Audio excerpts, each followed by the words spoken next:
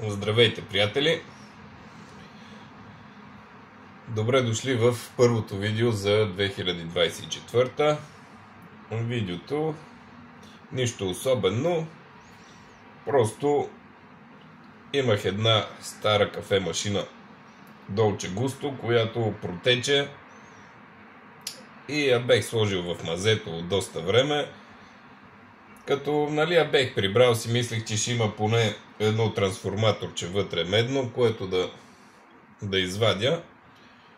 Но нямаме никакъв приличен трансформатор. Сега ще ви покажа какво намерих в кафе машината и вие си преценете вече дали да се хвърля или да се скрапира.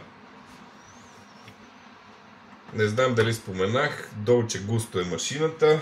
Първо имаме, разбира се, меден кабел. Мисля, че това е трансформатора, но е много зле, защото е с много дебела пластмаса покрит.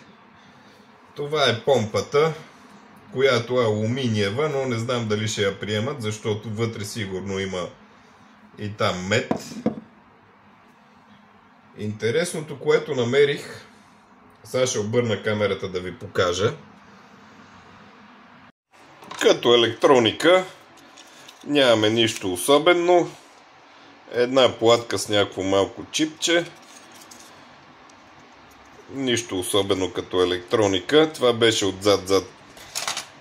отзад на машината, но тук, където е ето това, дето се мести студено, топло, това е онова трето, пето.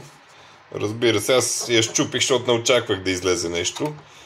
Тук това, където се мести, излезе едно много приятно, сега прилича на потенциометър. Не бих казал, че е потенциометър, но изглежда страхотно.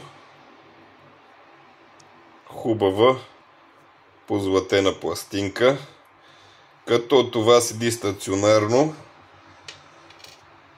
и като мърдате ръчката, това е другата част. Като мърдате това наляво и надясно, и ето това контактува с ето това. Това е най-интересното от кафе машината. Както и това е бутона за включване и изключване. Има тук една-две люспички. Нищо специално, но направих видеото специално за този елемент, който според мен си заслужава.